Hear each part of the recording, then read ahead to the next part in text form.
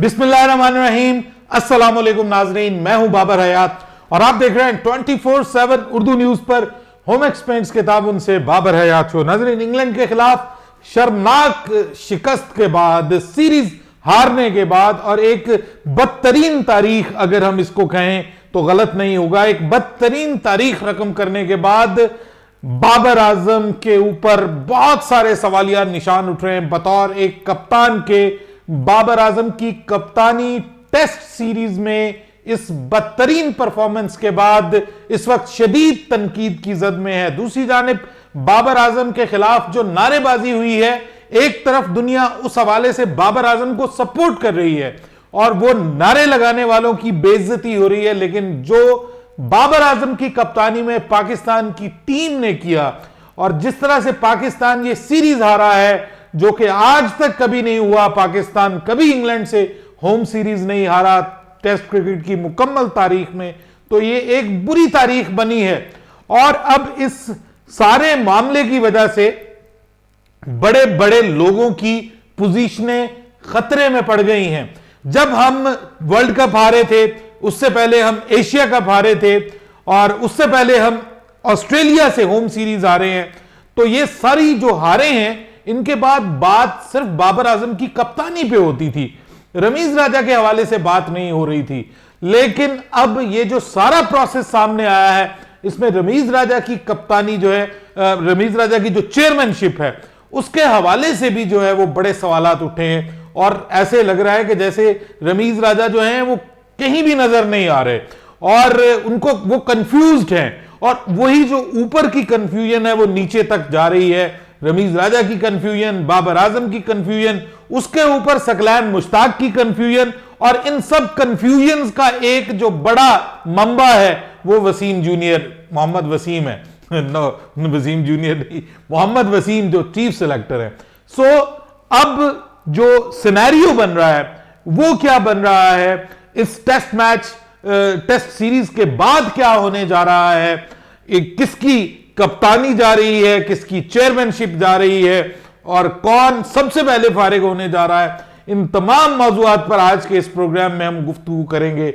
लेकिन आगे बढ़ने से पहले आपसे गुजारिश कि अगर आप हमारे नए व्यूअर हैं तो प्लीज हमारे इस चैनल को जल्दी से कर दीजिएगा सब्सक्राइब और बेल आइकन को पुश करना मत भूलिएगा। मुझे फॉलो कीजिए इंस्टाग्राम पे @बाबर हयात शो और मुझे फॉलो कर लीजिएगा फेसबुक पे, हमारे पेज को लाइक और शेयर कीजिएगा। तो जनाब, बात यह है कि पहले तो हम सिर्फ बाबर का रोना रो रहे थे, लेकिन अब अंदाजा यह हो रहा है कि यह मामला सिर्फ बाबर की कप्तानी से हटाने से हल होने वाला नहीं है। यह बेसिकली एक माइंडसेट डेवलप हो गया है हमारी टीम के अंदर और उसकी बुनियाद ऊपर से स्टार्ट हो रही है। यानी chairman Pakistan cricket board Rameez Hasan Raja इस वक्त सबसे ज्यादा तनकीद की जद में हैं और उनको समझ नहीं आ रही कि पाकिस्तान क्रिकेट बोर्ड को किस तरह से एडमिनिस्ट्रेटिवली चलाया जाए। और अब लोगों को जो है वो वसीम खान याद आ रहा है कि जिस तरह से वसीम खान ने पाकिस्तान क्रिकेट बोर्ड को रन किया था और जिस तरह से उन्होंने कोशिश की, ये जो ऑस्ट्रेलिया और इंग्लैंड की टीमें आई, ये उसकी कोशिशों का नतीजा था। बेसिक पैच वर्क जो था वो सारे का सारा उसी ने किया था, लेकिन हम ऑब्वियसली जब हम झाड़ू फेरते हैं तो फिर वो कहते हैं ना कि वो तिनके भी साथ बह जाते हैं। तो ये जो सारा मामला हुआ है, अब इसमें रमीज राजा जो है वो सबसे ज्यादा तनकीद की जद में भी हैं और उनकी पोजीशन भी काफी कमजोर हुई है, क्योंकि ये एक बहुत बड़ी शिकस्त है, ये बहुत बड़ी शिकस्त है और इस बड़ी शिकस्त के पीछे रमीज राजा को अब खड़े होना चाहिए और उनको एक्सेप्ट करना चाहिए। और सिर्फ एक्सेप्ट करने से बात नहीं बनती, उनको यह बता देना चाहिए कि मुझसे मैनेज नहीं हो रहा, I am not a good manager. देखिए, एक क्रिकेटर होना अलग चीज है, एक एडमिनिस्ट्रेटर होना ये एक अलग आर्ट है। और बहुत बात की जाती थी कि जी जो क्रिकेटर है उसको पाकिस्तान क्रिकेट बोर्ड का चेयरमैन बनाया जाए, लेकिन अब ये मामला जो है वो मैं समझता हूं कि ये हाथों से निकल गया है और गवर्नमेंट के कुछ सोर्सेज मुझे बता रहे हैं कि इस हवाले से सीरियसली सोचा जा रहा है कि अब गवर्नमेंट जो है वो इस हवाले से एक्शन ले, वजीर आजम इस हवाले से एक्शन ले और नया चेयरमैन पाकिस्तान क्रिकेट बोर्ड आए। अब इस हवाले से सोचा जाएगा, क्योंकि ये हजम नहीं होने वाली, ये जो हार है ना इंग्लैंड से, ये किसी को हजम नहीं होने जा रही। वाली, ये हमारे जो क्रिकेट फैंस हैं इस वक्त दिल टूटे हुए हैं। और इस वक्त यकीन कीजिए कि बाबर आजम की कितनी बड़ी फैन फॉलोइंग है, उसके बावजूद अब जो बाबर आजम के फैन हैं इंक्लूडिंग मी, बाबर आजम का बतौर बल्लेबाज मैं बहुत बड़ा फैन हूं। मैं कल भी रात ये बात की कि ये जिन्होंने बेगैरती की है मुल्तान के क्रिकेट स्टेडियम में, ये बहुत गलत किया उन्होंने, और ये हमें बाबर आजम को इस मामले में सपोर्ट करना चाहिए। Being a player, being a batter, he is fantastic, Pakistan की जान है। लेकिन भाई बात यह है कि बतौर कप्तान ये जरूरी नहीं है कि आप अगर एक बल्लेबाज बहुत अच्छे हैं तो आप कप्तान भी अच्छे हो, और ये जरूरी नहीं है कि आप ही कप्तान हो, आप बगैर कप्तानी के भी खेल सकते हैं और आप ज्यादा अच्छा खेलेंगे।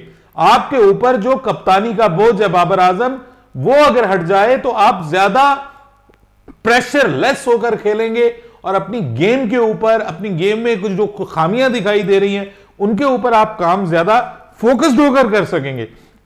अभी आपके सामने है यार, इंग्लैंड की टीम में देखिए जो रूट कितनी देर तक इंग्लैंड की कप्तानी करता रहा है, लेकिन उसको उतार दिया गया और उसने कोई इस पे नहीं कहा जी मुझे कप्तानी पे से क्यों उतारा गया और मुझे मेरे साथ ये जुल्म हो गया, ज्यादती होगी। They take it just like professionalism और बिल्कुल माइंड नहीं करते। आप देखिए कि वो टीम की जीत में कितना इंपॉर्टेंट रोल प्ले कर रहा है, ठीक है। हालांकि वो पहले कप्तान था, उसको हटाकर बेन स्टोक्स को कप्तान बनाया गया टेस्ट में। तो ये जो चीज है ना, ये प्रोफेशनलिज्म हमारे अंदर आना चाहिए। बाबर आजम को अब एक्सेप्ट कर लेना चाहिए कि इंटरनेशनली जो बड़ी टीमें आपके मुल्क में आ रही हैं, आप उनके मुकाबले की कप्तानी नहीं कर सकते। आपके अंदर वो एबिलिटी, वो अहलियत नहीं है। तो ये अब बाबर आजम को एक्सेप्ट करना है, और आई थिंक सो कि टेस्ट क्रिकेट में भी अब बाबर आजम की कप्तानी इस कंपैटिटिव क्रिकेट में मेरे ख्याल में बाबर आजम के बस का रोग नहीं है, और इस पर भी फैसला हो जाएगा। ये मैंने आपको वैसे वर्ल्ड कप से, जो वर्ल्ड कप जब पाकिस्तान टीम जा रही थी ना, तो मैंने आपको कहा था कि ये T20 world cup, T20 cricket में बतौर कप्तान बाबर आजम का आखिरी T20 वर्ल्ड कप है। बाबर आजम ने बहुत बड़ा रिस्क लिया है, जो उसने टीम अपनी पसंद की वो ले गया है और लोगों से लड़कर ले गया है, और ये अगर टीम परफॉर्म ना कर सकी तो ये बाबर आजम की कप्तानी के ऊपर मसला बनेगा। हालांकि हम फाइनल में पहुंचे हैं, लेकिन फाइनल में हम बाबर आजम की वजह से नहीं पहुंचे।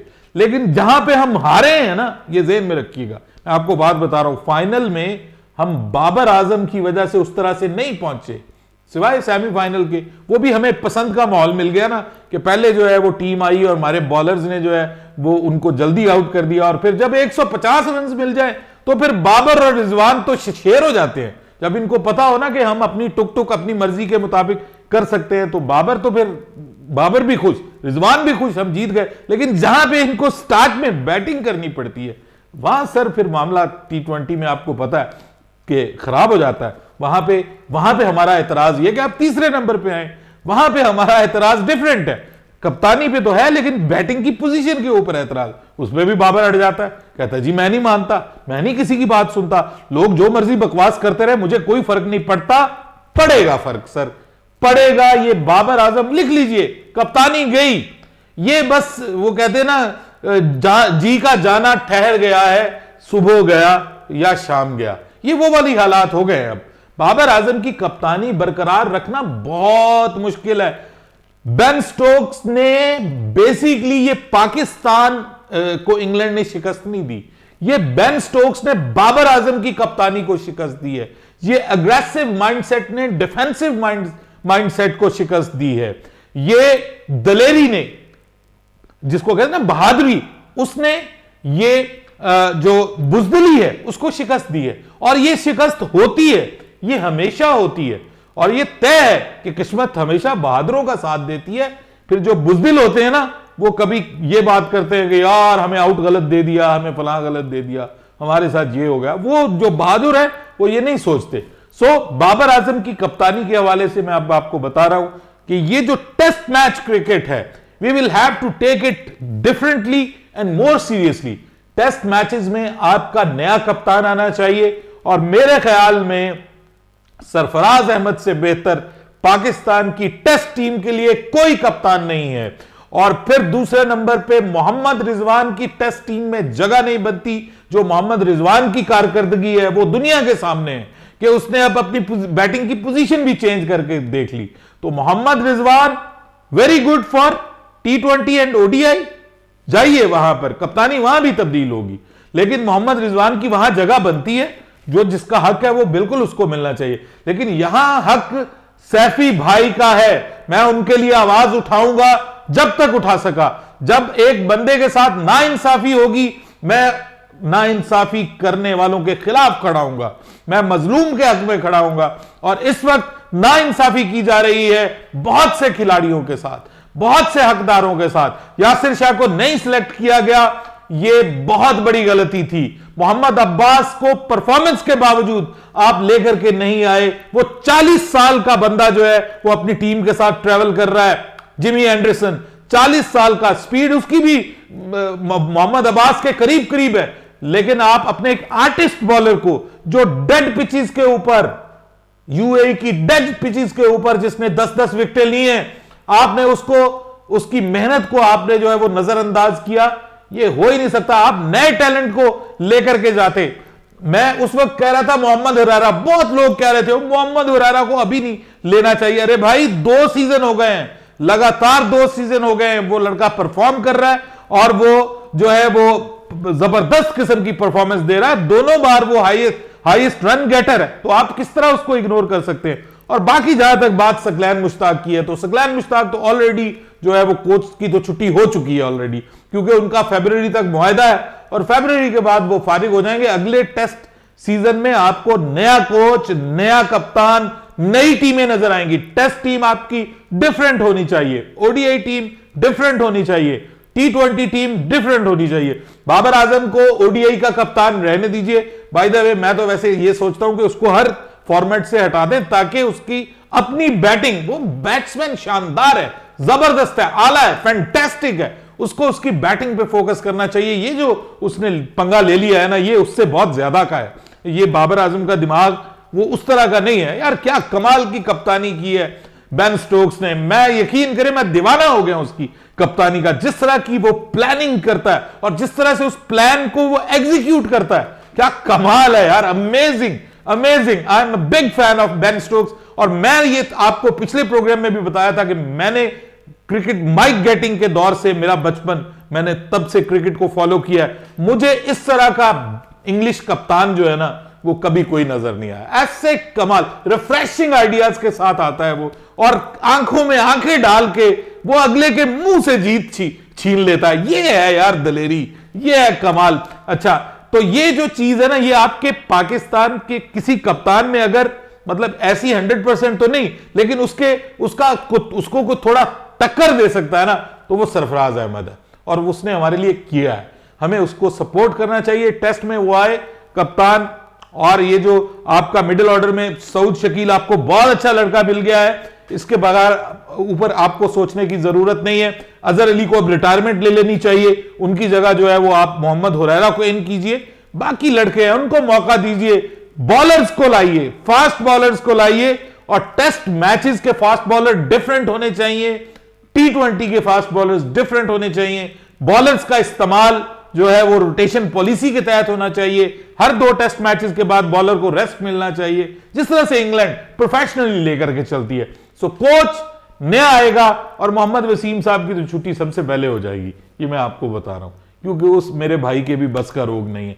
सो इन सब के बस का रोग नहीं है। अब पूरा झाड़ू फिरेगा और सब साफ हो जाएगा। लेकिन दुआ ये करते हैं कि PCB का जो माइंडसेट है वो भी चेंज हो, और उसके बाद जो नई टीम आए वो कम से कम जो है ना वो डिजर्विंग लोग हों।